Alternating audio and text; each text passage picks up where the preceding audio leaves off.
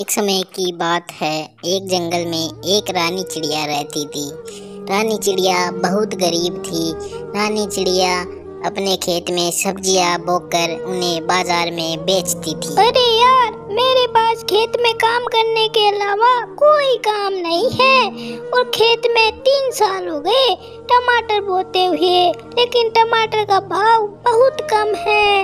मैं बहुत नुकसान में चल रही हूँ। मुझे बहुत कर्जा हो गया और यहाँ पे टमाटर के अलावा कोई सब्जी नहीं बिकती है, तो मुझे इस बार भी टमाटर ही बोने पड़ेंगे।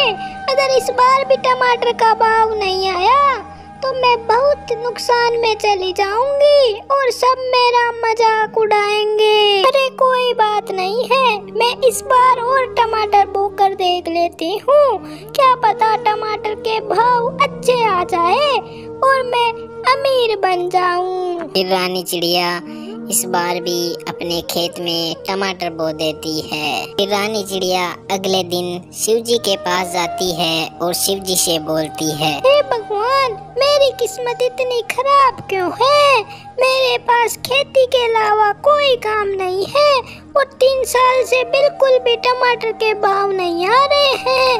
मैं तो बहुत कर्जे में हो गई हूँ। अगर इस बार भी टमाटर के भाव अच्छे नहीं आए तो मैं तो बर्बाद हो जाऊंगी। हे भगवान, मुझे आशीर्वाद दो कि इस बार टमाटर के भाव अच्छे आ जाए और मैं सारे टमाटरों को बेचकर बहुत सारे पैसे कमाऊं। फिर रानी चिड़िया शिव जी से टमाटरों के अच्छे भाव आने की प्रार्थना करती है। फिर रानी चिड़िया अपने घर पर आ जाती है और सोचती है, अरे इस बार टमाटरों का भाव शिव जी की कृपा से अच्छा हुआ तो मेरा सारा कर्जा चूक जाएगा और मैं भी अमीर बन जाऊंगी। फिर थोड़े दिन बाद रानी चिड़िया के खेत में टमाटर लग जाते हैं और टमाटरों का भाव 2 रुपए से बढ़कर 200 रुपए किलो हो जाता है। जब रानी चिड़िया को यह बात पता चलती है तो रानी चिड़िया बहुत खुश हो जाती है। फिर रानी चिड़िया अपने खेत से सारे टमाटर तोड़कर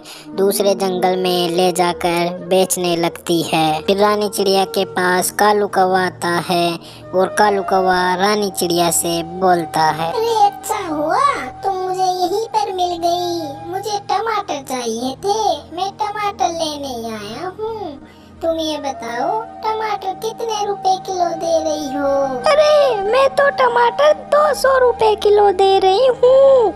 मैं टमाटर बिल्कुल भी महंगे नहीं दे रही हूँ। आप जाकर कहीं पर भी पूछ लो, टमाटर 200 रुपए किलो ही मिल रहे हैं। अरे हाँ, मैंने बाजार में पूछा था, वो भी टमाटर 200 रुपए किलो ही दे रहे थे, लेकिन तुम्हारे टमाटर शुद्ध हैं, इसलिए मैं तुम्हारे पास आ गया टमाटर लेने के लिए। तुम मुझे 2 किलो टमाटर दे दो। फिर कालू कौवा रानी चिड़िया से 2 किलो टमाटर खरीद लेता है और वहाँ से चला जाता है। फिर धीरे धीरे रानी चिड़िया के सारे टमाटर बिकने लगते हैं। फिर रानी चिड़िया धीरे धीरे बहुत पैसे कमाने लगती है और एक दिन बहुत अमीर बन जाती है।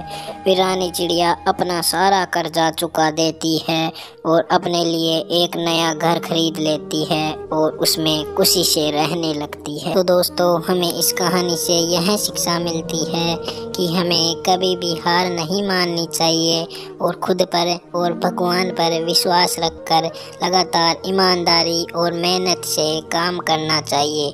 हमें सफलता जरूर मिलती है। जैसे लगातार 3 साल तक टमाटर के अच्छे भाव नहीं आने के कारण रानी चिड़िया बहुत गरीब थी, फिर भी रानी चिड़िया ने हार नहीं मानी और खुद पर और भगवान पर विश्वास रखकर लगातार ईमानदारी और मेहनत से काम किया और बाद में वो बहुत अमीर बन गई।